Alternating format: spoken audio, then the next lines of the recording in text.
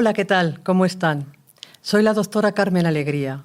Me siento especialmente feliz y muy agradecida de poder seguir charlando con alguien a quien desde hace muchos años, además de colega, considero un auténtico maestro. Doctor Mario Alonso Puig, bienvenido de nuevo. Muchas gracias, doctora Alegría. Hemos hablado del camino del despertar. Hemos hablado del poder curativo y transformador del amor, de la importancia del propósito vital.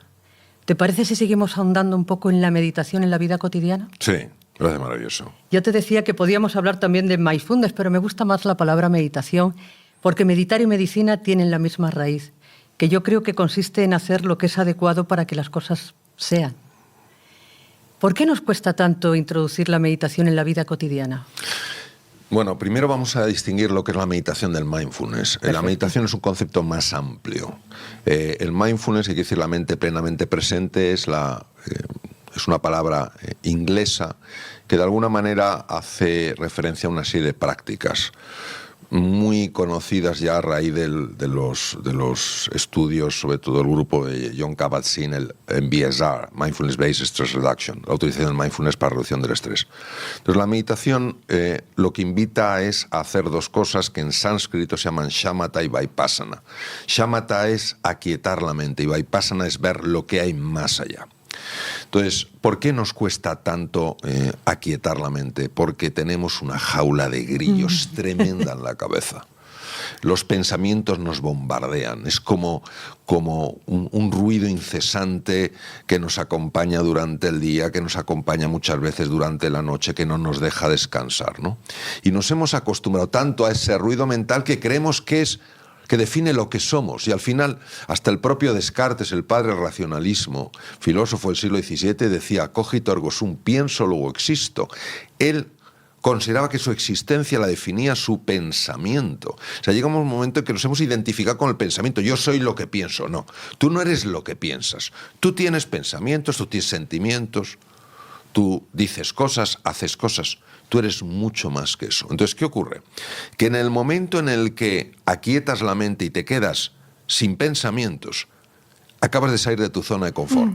Y en ese momento, ante lo desconocido, viene la tensión. Es la resistencia a la quietud y al silencio el principal de los problemas. Porque es como la persona que ha salido de su zona de confort, ha perdido su entorno familiar, se siente perdido. Es como el cavernícola que ha vivido en la cueva todo el tiempo y de repente sale a la cueva y dice, Dios mío, qué horror, ¿no? No, ahí está un mundo lleno de posibilidades. Entonces, nos cuesta mucho por eso, porque nos hemos identificado con el ruido mental. Y ahora toca desidentificarse. ¿Qué quiere decir desidentificarse? Pues quiere decir que tú ahora ves los pensamientos, pero ya no eres tus pensamientos. Otra analogía que se utiliza mucho en el mundo oriental es: tú eres el cielo, no eres las nubes. No te confundas, no digas yo soy las nubes. No, tú tienes nubes, tú eres el cielo. Lo fascinante es que cuando tú llegas a esa quietud, a esa calma profunda, a ese silencio que en el fondo es la más bella de las músicas, en ese momento tú empiezas a ver cosas que previamente eras incapaz de ver. Ves lastres que están dañando tu vida y que no los veías. Empiezan a aflorar capacidades creativas que no sabías que tenía. Empieza a aflorar una confianza, una alegría, una paz interior que no sabías ni siquiera que existían. Por eso esa quietud la vemos como un vacío, pero es porque no sabemos mirar con hondura, no sabemos mirar con profundidad. Ahí está todo, en esa quietud está todo, en ese presente está todo.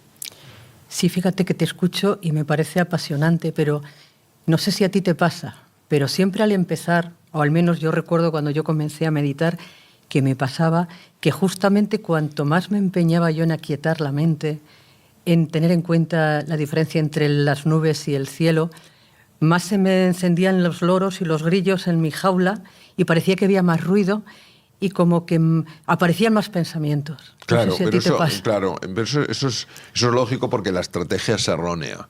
Cuando eso pasa, la estrategia es errónea. Es decir, nosotros no podemos luchar contra los pensamientos, porque se producirán más. Lo decía muy bien Jung, lo que se resiste persiste. Sencillamente tenemos que aceptarlos, pero una cosa es aceptarlos y otra es seguirles a donde nos llevan.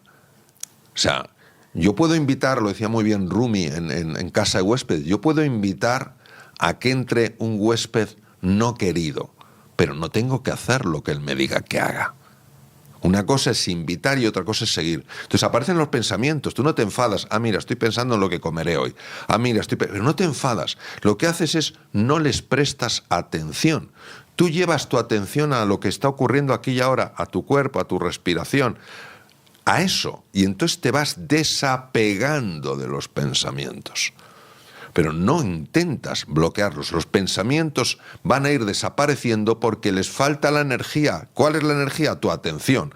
Tu atención ya no se la estás dando a ellos, tu atención se la das al cuerpo. Llega el huésped a tu casa que quiere llevarte por la calle de la amargura. Si no le echas de tu casa, no le dices usted no entra, lo que haces es no le das conversación.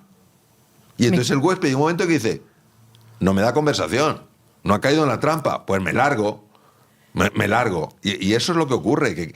Y a veces yo, lamentablemente, he escuchado a personas que dicen, lo que tienes que hacer es dejar la mente en blanco. No, la mente se quedará en blanco como consecuencia de hacer lo correcto, no porque tú la quieras dejar en blanco. Me quedo con lo de dejar que los pensamientos se vayan ellos solos apagando, porque efectivamente cuando fijas la atención en la cantidad de pensamientos que te bombardean, es como si se multiplicaran. Entonces, escuchándote, te pregunto, Mario, ¿cuál es la puerta de entrada al silencio? La puerta de entrada al silencio es la humildad. La humildad de reconocer que no sabemos, que no tenemos ni idea, por más títulos académicos que tengamos, por más años que hayamos acumulado, por más experiencia que tengamos sobre nuestros hombros. No sabemos nada o casi nada sobre la realidad profunda de las cosas, sí sobre la realidad superficial. Yo puedo, por ejemplo, utilizando una analogía muy conocida por ti y por mí, que es una persona enferma, yo sí puedo ver el aspecto de esa persona. Yo sí puedo, incluso con tecnologías, con radiología, yo puedo ver la situación de los órganos. Pero lo que no puedo ver es la profundidad del sentir de esa persona. Y eso es muy importante.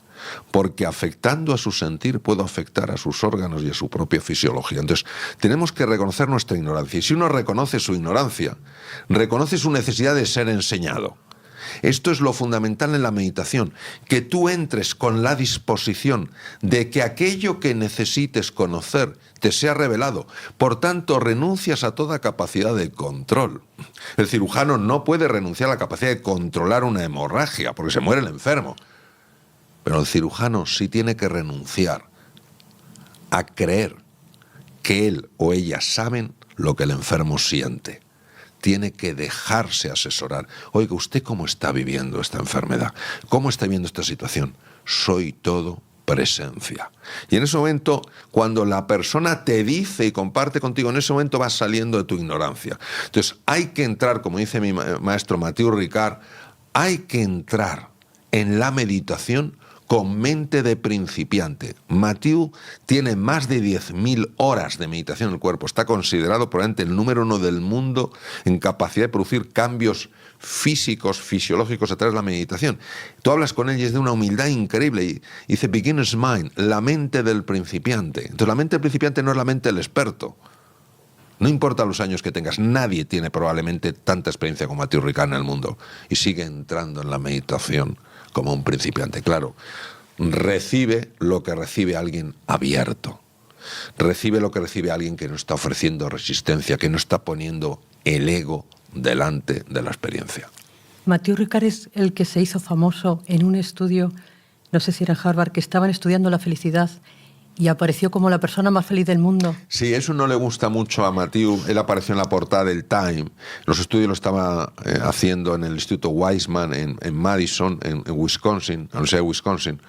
Y efectivamente detectaron en él un tipo de ondas que no se había registrado antes, ondas electroencefalográficas, que se llama el ritmo gamma. Es un ritmo muy elevado, es un ritmo muy rápido, pero a diferencia del ritmo beta, que es un ritmo muchas veces asociado, sobre todo el alto beta, a situaciones de ansiedad, este es un ritmo muy rápido y sin embargo asociado a enorme relajación, a enorme paz y a la vez a un estado muy profundo de alerta, el ritmo gamma. Entonces, él es capaz de producir ritmo gamma con una facilidad asombrosa. Es una persona que en la meditación de la compasión ha sido fundamental para demostrar cómo afecta fisiológicamente al cerebro. Entonces, buscando un título sensacionalista en el cual él no colaboró, se le puso como la persona más feliz del mundo. Es verdad que cuando estás con Mathieu, pues su alegría, su felicidad la transmite, su sencillez, su gozo del corazón, ¿no? Ahora, bueno, pero él nunca pretendió ser. Aunque a Mathieu no le gusta o no le guste, lo que a mí me gustó fue su respuesta de en qué estabas pensando para que salieran las ondas. Y él simplemente dijo, no pensaba nada, solo meditaba. Claro. Es que nosotros creemos que la única manera de conocer es pensar. Y a veces, precisamente, pensar nos evita conocer. Si yo estoy intentando conocer algo de tu vida, Carmen, y estoy simultáneamente pensando, yo no estoy captando lo que tú me estás diciendo. Porque esto es como una reunión que hubo entre un alumno y un maestro zen. Entonces este alumno era ni más, es una historia real. Este aparente alumno era un filósofo alemán muy conocido que le habían hablado del zen, habló de hace muchos años, y había ido allí un poco como diciendo, a ver estos del zen que me tienen que enseñar. Y entonces empezó a hablar con un maestro zen en Japón, y el maestro zen le pilló enseguida. Y entonces le dijo, me gustaría ofrecerte una taza de té. Claro que sí.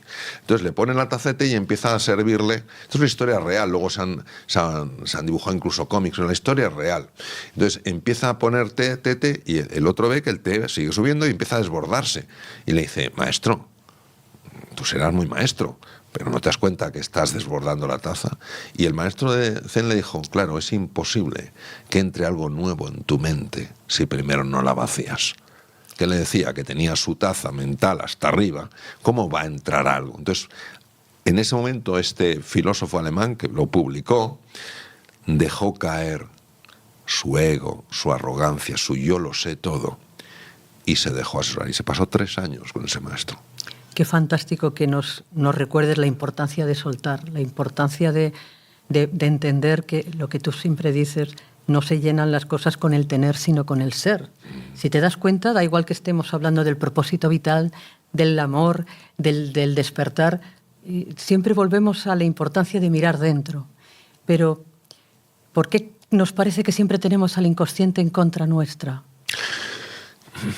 Yo probablemente que más he aprendido sobre el inconsciente es leyendo a Carl Gustav Jung, ¿no? Entonces, sobre todo, se me queda de Jung una frase que es la siguiente: hasta que no llevemos a la conciencia el inconsciente seguirá dirigiendo nuestras vidas y nosotros le llamaremos destino. Para mí, nadie como él comprendió la hondura del inconsciente. Entonces, ¿por qué tenemos al inconsciente en contra? Nosotros no lo tenemos en contra, pero voy a explicarlo con una metáfora que lo va a entender todo el mundo. Imaginemos, Carmen, que estamos en un barquito velero, estamos en A y queremos ir a B, pero para nosotros el viento no existe, solo existimos nosotros, grandes navegantes, y nuestro barco, el mejor que hay. Y resulta que no conseguimos llegar a B.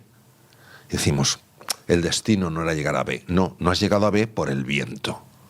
Entonces el problema no es el inconsciente, el problema es nuestra relación con el inconsciente. Cualquier marino avezado sabe perfectamente que incluso los grandes vientos, si los utilizas a tu favor, te pueden llevar donde tú quieres y más deprisa. Entonces, ¿por qué no queremos reconocer el inconsciente? Por nuestra tremenda arrogancia. Porque creemos que lo que vemos es lo único que hay, que lo que conocemos es lo único que hay que conocer. Y el inconsciente es ese pozo insondable que, como no sabemos lo que hay ahí y hemos decidido que somos los únicos que sabemos lo que hay que saber, pues lo dejamos apartado. ¿Y qué ocurre? Que en el inconsciente tenemos 3 cosas. Primero, esos lastres, esas sombras que no queremos reconocer. Las hemos mandado como si fuera una especie de basurero. Bien. Segundo, ahí tenemos nuestros grandes recursos. Yo creo que muchas de las personas que nos estarán viendo ahora habrán tenido experiencias en las cuales ha habido momentos en los que ha salido una inteligencia, una creatividad, una fuerza física sorprendente. Eso ha salido el inconsciente. Y en tercer lugar, el inconsciente es la puerta al espíritu, El inconsciente es lo que nos lleva más allá. Entonces, ¿qué ocurre? Pues lo de siempre, nuestro miedo a lo desconocido.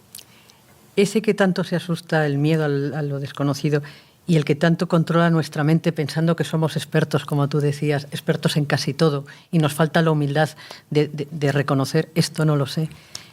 Eso es el ego. El ego es un concepto metafísico de altísima complejidad que voy a intentar resumirlo en aquello que para mí es útil. Vamos a suponer que yo meto en tu cabeza a un nivel tan profundo que ni siquiera sabes que lo tienes, que todas las personas que sean hombres, tengan camisa blanca y tengan una chaqueta azul, son despreciables. Tú no sabes que lo tienes. Pero cada vez que te encuentres con una persona como yo, que tengo una camisa blanca, que tengo una chaqueta azul y que soy hombre, notarás un rechazo y empezarás a ver en mí cosas que ni siquiera tengo. Empezarás a proyectar en mí defectos que no tengo. Mi propio tono de voz te molestará. Los comentarios que haga te herirán. Y atribuirás a que todo está fuera de ti, confirmando la evidencia de que todos los hombres con camisa blanca y chaqueta azul son deleznables. El ego funciona a este nivel. El ego funciona al nivel de hacernos creer que el mundo es peligroso, que los demás no son fiables, que yo no soy lo suficientemente bueno, que no merezco ser feliz. Y empieza a moldear todo lo que yo percibo. Cuando tengo un éxito, ¿qué es lo que percibo? No me lo merezco. Cuando cometo un error, ¿qué percibo? Claro, soy malo. Cuando los demás no me muestran afecto, ¿qué percibo? Lógico, ¿quién querría a alguien como yo? Está en lo más hondo, pero es una creencia, no es nada más que eso. Y de la misma manera que lo hemos creado, porque el ego lo hemos creado nosotros, el ego se puede desvanecer.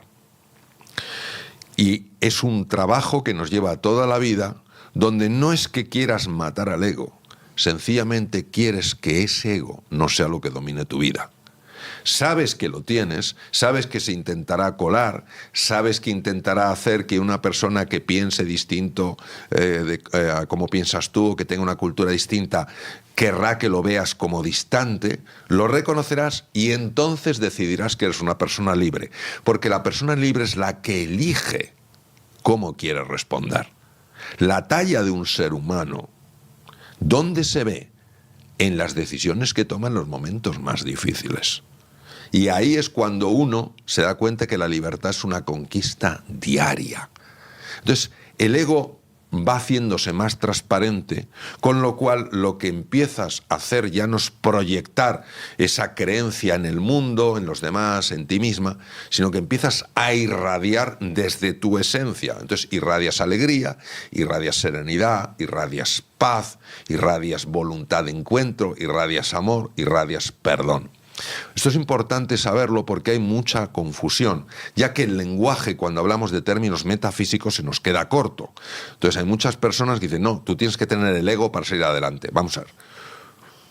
Todos tenemos un yo, y si uno no tiene su yo, en este mundo de la materia, la forma, el tiempo, el espacio, no se puede manejar.